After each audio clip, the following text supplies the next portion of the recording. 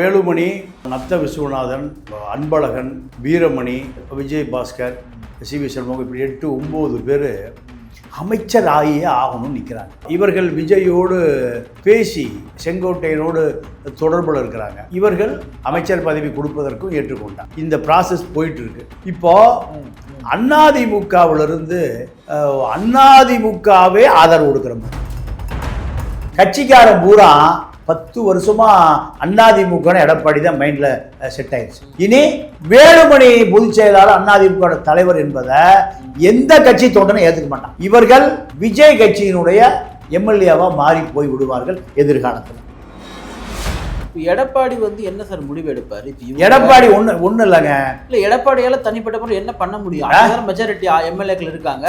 கட்சி அவர்கிட்ட தான் இருக்கு சார். கட்சி அவர்கிட்ட இருக்கு சார். கட்சிக்குள்ளே போல சட்டமன்றத்திற்குள்ள எந்த கட்சியின் உறுப்பினர்கள் அதிகமாக யாருக்கு ஆதரவு தராங்களோ அவங்க தான் கட்சியினுடைய கொறடா, அவங்க தான் சட்டமன்ற குழு தலைவர். இதுதான் நடைமுறை. இப்போ எடப்பாடிக்கு ஆதரவு இல்லை. அப்போ எடப்பாடி யாரு?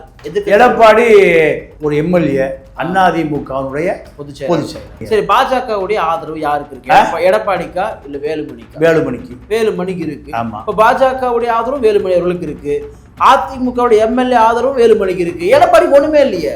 ஒண்ணுமே இல்லைன்னா இதெல்லாம் சேர்ந்து பெரிய பவர் சென்டர் தெரியுமா? இரட்டை இலை. அம்மாவின் ஆட்சியை திரும்பி கொண்டு வரதுக்காக நாங்க இந்த முடிவு எடுத்திருக்கோம். ஆமா, அம்மாவை தயார் பண்ணிட்டாங்க. அம்மா பிடிச்சிட்டாங்க. லீமா ரோஸ் இப்ப அம்மா. யார் சார்? ஆதவுடைய மாமியார் தான் 87 மாவட்ட செயலாளர்களுக்கு ஆளுக்கு 1 கோடி ரூபாய் கொடுத்து அங்க இருக்கிற பொது குழு உறுப்பினர் இருக்காங்கல்ல, அவ்வளவு பேர் ஒன்றிய நகரத்தில் இப்ப கைது பண்ணிட்டு இருக்காங்க. எதுக்காக? அம்மா பொதுச் செயலாளர்ல எடப்பாடி காலி பண்ணிட்டு லீமா ரோஸ் பொதுச் செயலாளர். ஆமா, கூத்த பாருங்க. சி.வி. சண்முகம் ஓபிஎஸ் தர்ம யுத்தம் பண்ணும்போது பார்த்தீங்கன்னா நேரடியாக அப்போ சின்னம்மா என்று அழைக்கப்பட்ட சசிகலாவோடு எங்கள் அம்மா தான் சின்னம்மா அப்படின்னு சொல்லிட்டு பேட்டி கொடுத்த ஒரு நபர் இங்கே வரும்பொழுது ஓபிஎஸ்ஸா எடப்பாடியாக வரும்பொழுது பார்த்தீங்கன்னா எடப்பாடிக்காக ரெண்டு ஒரு நபர். இன்னைக்கு எடப்பாடி வர்சஸ் வேலுமணின்றப்ப வேலுமணியோடு நிற்கிறாரா? இவருடைய ரோல் என்னதான் ரோல்? டாஸ்மார்க் சண்முகம் அவர் பேர். துறையை பொறுப்பா பார்த்துட்டு. ஆமா, அந்த துறையில இருந்தார். அதனால டாஸ்மார்க் சண்முகம்னு வச்சுக்கோங்க. இந்த நபர் பன்னீர்செல்வன் ஒரு மாவட்ட செயலாளருக்கு பொட்டி தூக்கிட்டு தெரிஞ்சவர். இப்போ இவரு வன்னியர் தலைவர்னு தன சொல்லிக்கிறார். அந்த வன்னியர் பகுதியில பூரா அபரிமிதமா விஜய் ஜெயிச்சிருக்காரு. இவர் நான் தாயா வன்னியர், நானும் ரவுடி இந்த வடிவேல் சொல்ற மாதிரி ஓட்டிட்டு இருக்காரு. இவருக்கு பின்னாடி எந்த வன்னியரும் இல்லை. இவங்களுக்கு மந்திரி கனவுல 100% வந்துட்டாங்க. என்ன போர்ட்போலியோ வேணும் எழுதி கொடுத்துட்டாங்க. மைன்ஸ் அமைச்சர் வேணும், 200 கோடி ரூபாய் 500 கோடி ரூபாய் தரது தயார். யாரு? சி.வி. சண்முகம். நத்தா டிரான்ஸ்போர்ட் கேட்கிறாரு, வீரமணி கல்வித்துறை கேட்கிறாரு, வேலுமணி உள்ளாட்சி கேட்கிறாரு. இதுதான் பேரம். அதிமுக காப்பாத்துறக்கா? அதிமுக தொண்டனை காப்பாத்துறக்கா? இல்ல. திமுக தலைவருடைய வீட்டுக்கும் போறாரு, பாமக தலைவர் வீட்டுக்கும் போறாரு, அண்ணன் சீமானுடைய வீட்டுக்கும் போறாரு. அடுத்தடுத்து போய் சந்திக்கிறாருன்றப்போ ஒரு முதிர்ச்சி பெற்று நம்மள அனுபவம் வாய்ந்த ஒருத்தங்கிட்ட போய் நம்ம வாழ்த்து பெறலாம், அவங்களுடைய வாழ்த்து நமக்கு இருக்குன்னு சொல்லக்கூடியது ஒரு நல்ல அணுகுமுறை தானே. அதை நம்ம ஏன் குறை சொல்லணும்னு கேட்குறேன். அதாவது நல்ல அணுகுமுறை என்பதை விட இவர்கள் எதிர்த்து தானே நீங்க அதிகாரத்துக்கு வர்றேன். ஆமா. அப்போ முதல்ல செவ்வாய்க்கிழமை தீய சக்தி, புதன்கிழமை தூய சக்தியா? என்னையா அரசு? நிம்மதி ப்ராப்பர்ட்டி மேனேஜ்மெண்ட் உங்கள் பழைய வீட்டை புதிய வீடாக மாற்றலாம். வாங்க. வாய்ஸ் ஆஃப் தமிழ்நாடு பார்வையாளர்களுக்கு வணக்கம். இன்றைய சிறப்பு நேர்காணலில் நம்முடைய இணைந்திருப்பவர் மூத்த பத்திரிகையாளர் திரு தமிழா பாண்டியன் அவர்கள். சார் வணக்கம். வணக்கம். தேர்தல் முடிந்தாலுமே அந்த தேர்தலுடைய சூடு இன்னும் முடியல. விஜய் முதலமைச்சர் ஆகிட்டாரு. ஆனாலும் பல கட்சிகளில் பல குழப்பங்கள். நீங்கள் பேசுறது எல்லாமே இன்னைக்கு நீங்கள் பேசுறீங்கன்னா மறுநாள் நடந்துருது. அது பெரிய ஆச்சரியத்தையுமே கொடுக்குது. அதிமுகவினுடைய சி.வி. சண்முகம் செய்தியாளர்களை சந்தித்து நாங்கள் இந்த தாவேக ஆட்சியை ஆதரிக்கிறோம், அதிமுகவை நாங்கள் காப்பாற்றணும், எங்கள் பொதுச் செயலாளருக்கு இது ஒரு முடிவு எடுங்கன்னு சொல்லிட்டு நாங்கள் சொல்லியிருக்கோம். அவர் உரிய முடிவு எதிர்பார்ப்பு சொல்லியிருக்காரு. கட்சி அதிமுக உடஞ்சிருச்சால முடிஞ்சிருச்சாது? ஆமாம். வேலுமணி, நத்த விஸ்வநாதன், அன்பழகன், வீரமணி, இப்படி விஜய் பாஸ்கர், சி.வி. சண்முகம் இப்படி 8-9 பேர் அமைச்சர் ஆகியே ஆகணும்னு நிற்கிறாங்க. அமைச்சர் நிற்கிறாங்க. அப்போ இவர்கள் விஜயோடு பேசி செங்கோட்டையனோடு தொடர்பில் இருக்கிறாங்க. இவர்கள் சேர்த்து கொள்வதற்கு விஜயும் ஏற்றுக்கொண்டார். அமைச்சர் பதவி கொடுப்பதற்கும் ஏற்றுக்கொண்டார். இந்த ப்ராசஸ் போயிட்டு இருக்கு. இப்போ அதிமுகவிலிருந்து அதிமுகவே ஆதரவு கொடுக்குற மாதிரி புரியுது. அதிமுகவிலிருந்து இவர்கள் ஆதரவு கொடுப்பதாக இல்லை, ஒட்டுமொத்த அதிமுகவே ஆதரிக்குது. அப்படி இப்படி ஒரு பிரமையை ஏற்படுத்துகிறார்கள். ஆனா எடப்பாடி கட்சி எங்கிட்ட தான் இருக்கு, ரெட்டையில எங்கிட்ட தான் இருக்கு, எல்லாம் எங்கிட்ட தான் இருக்கு. இவர்கள் தாவேகாவில் இணைந்து கொள்ள விரும்பினால் இணையட்டும். அன்னைக்கு இக்கட்டான சூழல்ல ஓபிஎஸ் கூட யாரும் நிக்கல, எல்லாருமே இபிஎஸ் கூட நின்னாங்க. இன்னைக்கு இபிஎஸ் கூட நின்ன அத்தனை பேருமே வந்து சிவி சண்முகம், எஸ்பி வேலுமணி இவங்க கூட வந்து நிக்கிறாங்க. இவர்கிட்ட யாருமே இல்லை. உதாரணத்துக்கு சொல்லணும்னா பெரிய எம்எல்ஏ யாருமே இல்லை. 30 பேர்கிட்ட இவர்கிட்ட இருக்காங்க, இங்கே ஒரு 17 பேருன்னு அவர்கிட்ட இருக்கலாம். எப்படி சார் அவர் என்ன பண்ண முடியும்? ரெட்டை லட்சணத்தை வந்து எப்படி எடப்பாடி காப்பாற்ற முடியும்? இல்லை, இப்போ ரெட்டையில எடப்பாடி தான் இருக்கு. இவரை எப்படி பொதுக்குழு உறுப்பினர்கள் சேர்ந்து பொதுக்குழு, அதாவது எம்ஜிஆர் அந்த கட்சி ஆரம்பிக்கும் போது பைலா எப்படி பைலா போட்டாருன்னா, சட்டம் எப்படி போட்டாருன்னா, யாரும் தூக்கி வீசிட முடியாது பொதுச் செயலாளர், தொண்டர்கள் தேர்ந்தெடுக்க. அப்போ பொதுக்குழு உறுப்பினர்களே தூக்கி போடலாம். பொதுக்குழு உறுப்பினர்களால் ஒரு பொதுச் செயலாளர் தேர்ந்தெடுக்கப்பட வேண்டும். இதுதான் எம்ஜிஆர் அந்த கட்சியினுடைய சட்ட வரைவுகளில் இந்த தொகுதியை சேர்த்திருக்கார். இப்போ 2300 பொதுக்குழு உறுப்பினர்கள் அதிமுக இருக்காங்க. 2300 பொதுக்குழு உறுப்பினர்கள்ல 3 1 பங்கு, நீங்க 21, ஒரு 700, ஒரு 1500 பேர் பொதுக்குழு உறுப்பினர்கள் சேர்ந்தால் இவரை கட்சி விட்டு நீக்கலாம். பொதுக்குழு அதுவும் வந்து இவர்கிட்ட பாதி இருந்தா அது செய்ய முடியாது. பொதுக்குழு உறுப்பினர்கள் 3ல் 1 பங்கு உங்கள்கிட்ட இருக்கணும். வேலுமணி, தங்கமணி, வீரமணிட்டு இருந்தால் ஓபிஎஸ் அப்படிதான். ஓபிஎஸ் 500 பேரை கூட சேர்த்த முடியல. அதனாலதான் ஓபிஎஸ் காணாம போயிட்டாரு.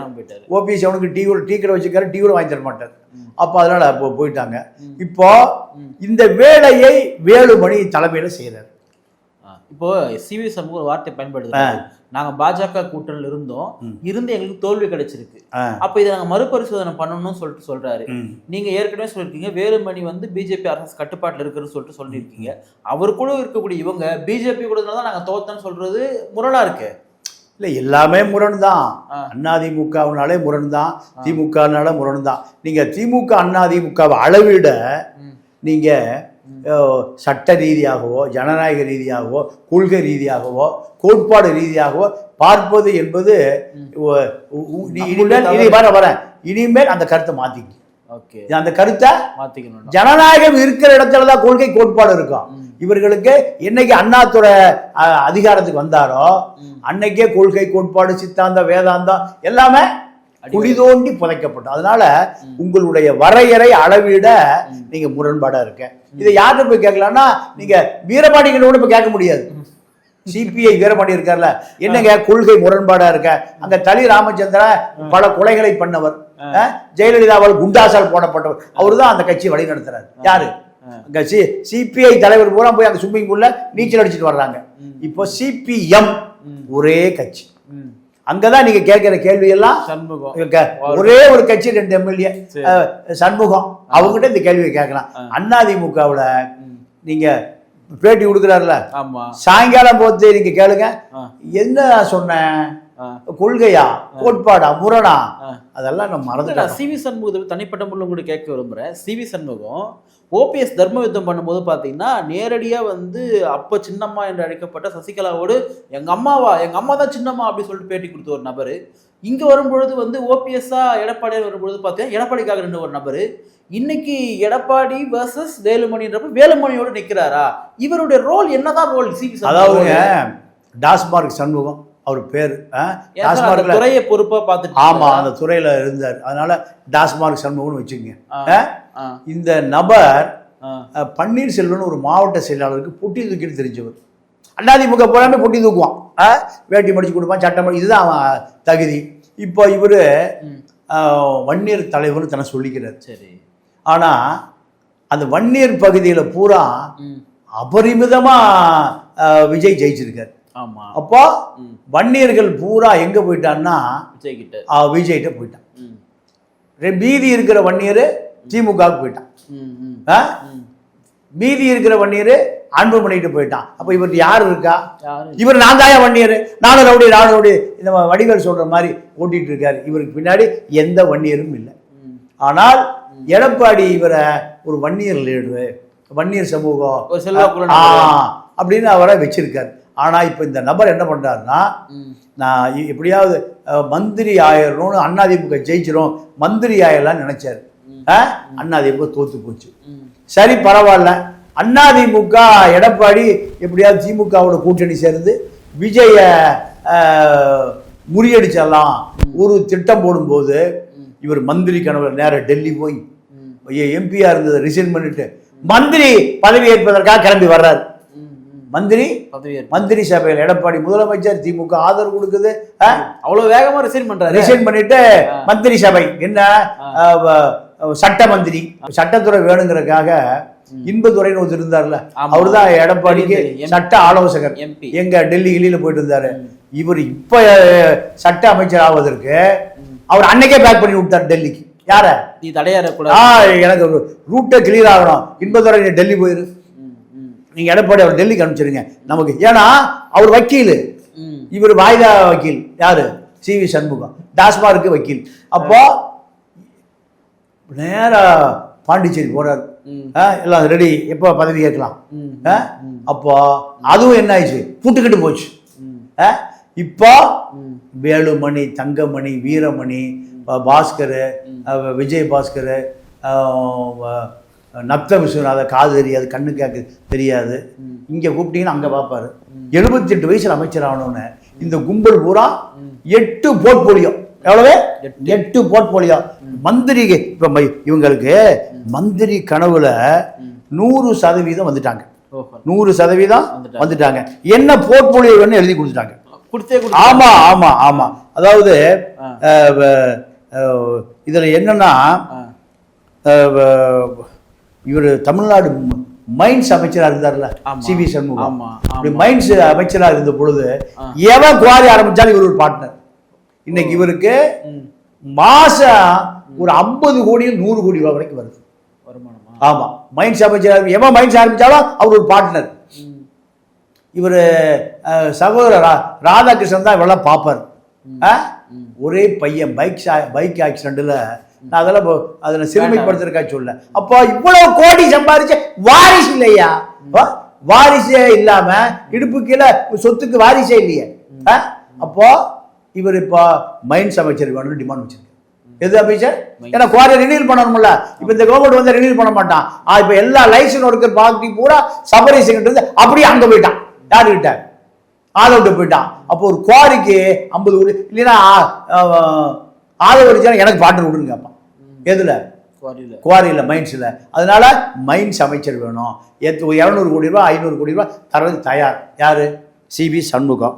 அதே போல கமர்ஷியல் டாக்ஸ் அதையும் கேட்கிறாரு. யாரு? இவரே கேட்கிறாரு. அதே போல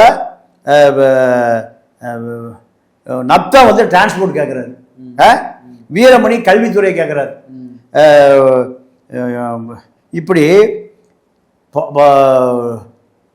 முழு அமைச்சர்களும், அதாவது சி.வி. சண்முகம், வேலுமணி உள்ளாட்சி கேட்கிறாரு. வேலுமணி உள்ளாட்சி, வீரமணி துறை, நான் நப்தா, இப்படி ஒவ்வொரு துறையை கேட்டு டிமாண்ட் பண்ணி நாங்கள் அப்படியே எடப்பாடியை உடைச்சி எடுத்துட்டு வந்து சேர்ந்துடுறோம். இதுதான் பேரம். அதிமுக காப்பாத்துறக்கா? இல்லை. அதிமுக தொண்டனை காப்பாத்துறக்கா? இல்லை.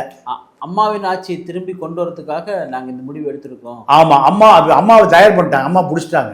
லீமா ரோஸ் தான் இப்ப அம்மா. யார் சார்? ஆதவுடைய மாமியார் தான் 87 மாவட்ட செயலாளர்களுக்கு ஆளுக்கு 1 கோடி ரூபாய் கொடுத்தாச்சு. கொடுத்து அங்க இருக்கிற பொது குழு உறுப்பினர் இருக்காங்கல்ல, அவ்வளவு பேர் ஒன்றிய நகரத்தில் இப்ப கைது பண்ணிட்டு இருக்காங்க. எதுக்காக? அம்மா பொதுச் செயலாளர்ல எடப்பாடி காலி பண்ணிட்டு லீமா ரோஸ் பொதுச் செயலாளர். ஆமா, கூத்த பாருங்க, கூத்தம். இப்ப தமிழ்நாடு அரசாங்கமே நீங்க பியூரோக்ரசி கூட எனக்கு ஒரு டிஜிபி போட்டு கொடுங்க. இவரு திமுக இருந்தார்ல டேவிட்சன் ஆசீர்வாதம், ஆதவிட்டு போய் என்னை வந்து எல்லண்டோ டிஜிபி ஒரு எஸ்பி டிரான்ஸ்ஃபரு என்னை அங்கே போடுங்கன்னு 5 கோடி ரூபாய் கொடுப்பான். யாரு? ஒரு எஸ்பி. என்னை போடுங்க. யாரு பண்ணிக்கிறாரு? அம்மா திலகவதி வழியா அவங்க எனக்கு ரொம்ப வேண்டியவங்க, அவங்கள நான் சொல்லலை. அவங்க வழியா யார்கிட்ட ஆதோட்ட போய் சல்ட் அடிச்சு நிற்கிறாரு. பியூரோக்ரட்சி அப்படியே மாறிடுச்சு. இப்போ இந்த அதிகார மையங்கள் சபரீசன் வீட்டுல இருந்து எங்க மாறிடுச்சு? அங்க மாறிடுச்சு. அப்போ அத்தனை பேரும் நேற்று ஒரு நண்பர் சொன்னார், சோபா செட்டுன்னு 174 சர்வீஸ் அப்பார்ட்மெண்ட் தெரியுமில்ல, ஒரு நாளைக்கு 1 லட்ச ரூபா வாடகை. எதுக்கு? 5 ஸ்டார் ஹோட்டலோட ஜாஸ்தி. எங்க இருக்குன்னா பீச் ஓரமா இருக்கு. பீச் ஓரமா இந்த டவுசர் பாய்ஸ் எல்லாம் கூடுற இடம் அங்கதான், பழைய டவுசர் பாய்ஸ். இப்போ அதே டவுசர் பாய்ஸ் இப்போ அந்த கும்பல் பூரா அப்படியே அங்கே சேர்ந்துருச்சு. நேற்று ஒரு பெரிய கல்வி நிறுவனத்தினுடைய வாரிசு ரேஞ்ச் ரோவர் காரை அந்த அம்மாவே ஓட்டிட்டு வருது. வீட்டுக்காரை டைவர்ஸ் பண்ணிட்டு டிரைவரை வீட்டுக்காரர் ஆக்கிடுச்சு.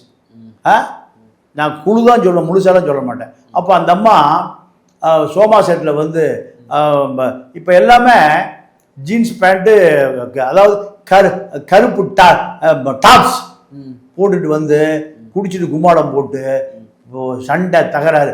கூப்பிடியா விஜய், சிஎம் கூப்பிடியா, பழைய கூட்டாளி யாரு? நீங்க யாரும் குழுவெல்லாம் கேட்கக்கூடாது. JPRQRSTUVWXYZ தெரிஞ்சுங்க. அதே போல இப்போ அமைச்சராக இருக்காங்கல்ல கீர்த்தனா, அவங்களும் இங்க போகாத பப்பே இல்லை. எங்க நமக்கு வேண்டாம் சார். இல்லைங்க, கக்கனும் அங்கே தாங்க இருந்தாரு, அந்த சீட்டில் தாங்க இருந்தாரு. இப்போ பப்பு தமிழ் மெட்ராஸில் இருக்கிற பப்புக்கு போகாத பப்பே இல்லை. அந்த அம்மாவும் அமைச்சர்னா இது எப்படிங்க மக்கள் ஏற்றுக்குவான்? பிரசாந்த் கிஷோருடைய டீம் லீடர் இந்த அம்மா கீர்த்தனா. பிரசாந்த் கிஷோருடைய டீம் லீடர், தமிழ், தெலுங்கு, கன்னடம், மலையாளம் எல்லா ஊர்லையும் இந்த அம்மா பிரசாந்த் கிஷோருக்காக ஒரு டீம் லீடர். அப்புறம் அங்கிருந்து பெண்ணுக்கு வர்றாங்க டீம் லீடர். அதுக்கு பிறகு ஆதவரிஜனாவுடைய டீம் லீடர்.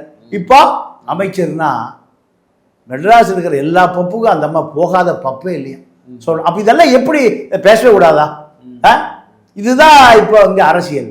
இப்போ சிவி சண்முகம் கும்பல் அப்படியே அதிமுக உடைச்சி எடுத்துட்டு போய் அங்கே சேர்ந்து அமைச்சராகி குவாரியை பூரா காப்பாற்றணும்.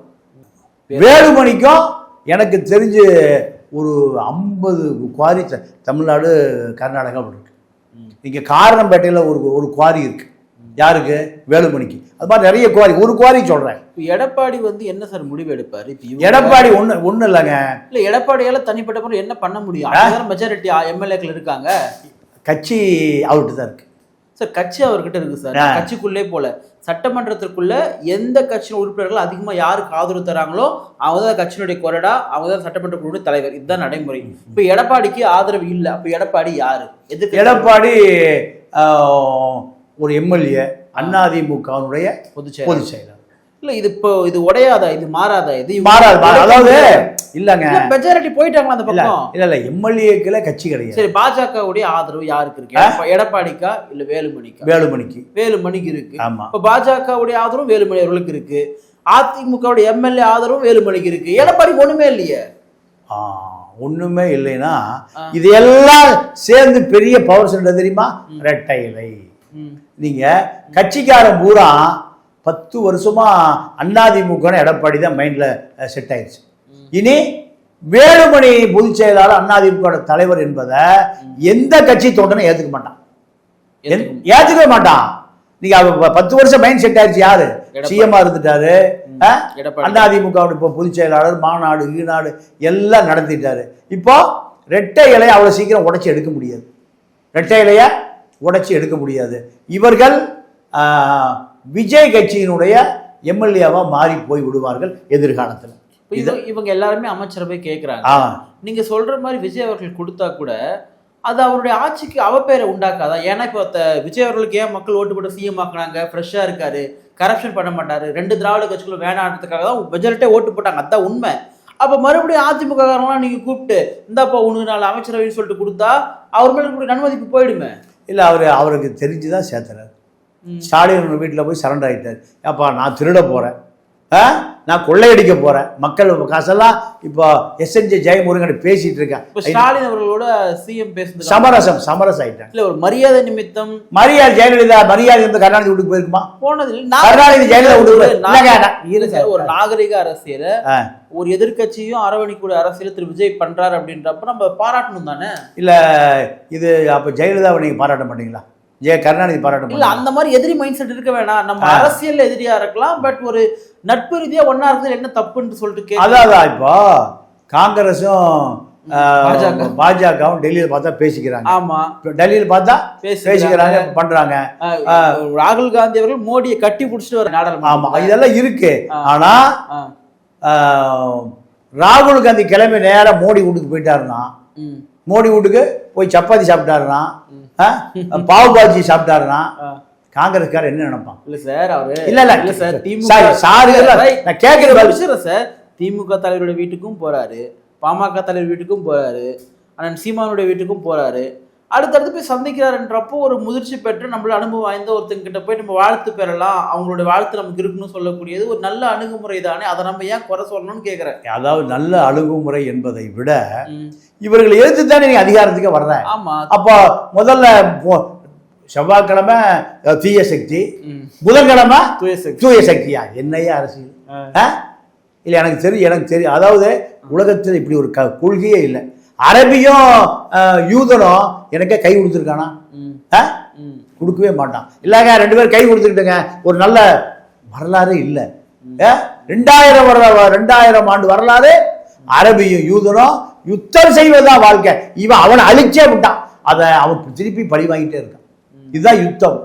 ஆனா அதிமுக திமுக என்பது நீங்க 1967 காங்கிரஸை எதிர்ப்பதற்காக ஆரம்பிக்கப்பட்ட திமுக ஒரு காலகட்டத்தில் அதிமுக திமுகவை எதிர்ப்பதற்காக ஆரம்பிக்க வேண்டிய சூழல் தள்ளிட்டு வந்தார் எம்ஜிஆர். அப்போ 2 பேருமே 50 ஆண்டு காலம் அதிமுக கொடுக்குற கல்யாணத்துக்கு திமுக போக மாட்டான். ஓ, தாமரக்கணி செத்து போயிட்டாருங்க, முன்னாள் எம்ஜிஆருக்கு செல்ல புள்ள, முன்னாள் ஏறக்குறைய செங்கோட்டை மாதிரி அவரு 10 முறை எம்எல்ஏ. ஆமா, அவரு திமுக போயிட்டாரு. மக இன்ப தமிழன் அதிமுக இருக்கான். அப்ப செத்ததுக்கு ஜெயிலே போக வேண்டாம்னுச்சு. அப்ப செத்ததுக்கு போகவே இல்லை, எடுத்து புதைச்சிட்டானுங்க.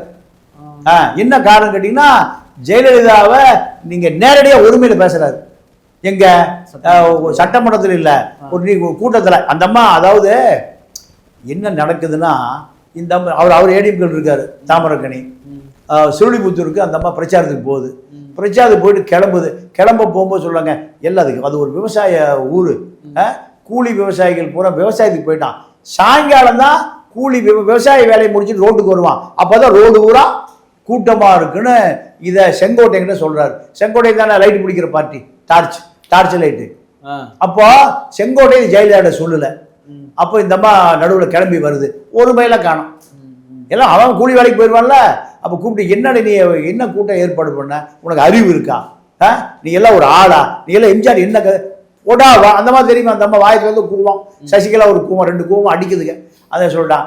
நான் சொன்ன 4 மணி 5 மணிக்கு தான் விவசாய கூலி முடிச்சுட்டு விவசாய தொழிலாளர் கூட உங்களை பார்க்க வருவான். அதை காலையிலேருந்து நிற்க மாட்டான். பல முறை சொன்னேன், அறிவு கட்டுறேன், போடா வாடா அந்தாலும் ஒருமையில் பேசிட்டு முடிஞ்சு போச்சு. முடிஞ்சு போன பிறகு அந்த தேர்தல் அதிமுக ஜெயிக்குது. ஜெயிச்ச பிறகு ஒரு இன்ஸ்பெக்டரை கூப்பிட்டு நிர்வாணமாக வச்சு அடிக்கிறாங்க. யார? தாமரக்கணிய. 10 முறை சட்டமன்ற உறுப்பினர், எம்ஜிஆருக்கு செல்ல புள்ள. எம்ஜிஆர் வீரமணி பேசிட்டாரு, வீரமணியை தொலைச்சு அடிச்சாரு மம்சாபுரத்தில். அவ்வளோ எம்ஜிஆர் பக்தன். கடைசியில் அந்த அடி வடி செத்தே போயிட்டார். இந்த அம்மா கூப்பிட்டு சொல்லிடுச்சு, சாவுக்கு போகாதுன்னு. போகல. இன்பத்தமிழன் சாவுக்கு, அப்பன் சாவு, தாமரக்கணி சாவுக்கு போகல. இதுதான் அதிமுக திமுக. ஏன் அப்ப எம்ஜிஆருக்கு தெரியாதா, ஜெயலலிதாவுக்கு தெரியாதா, கருணாநிதிக்கு தெரியாதா? சொல்லுங்க.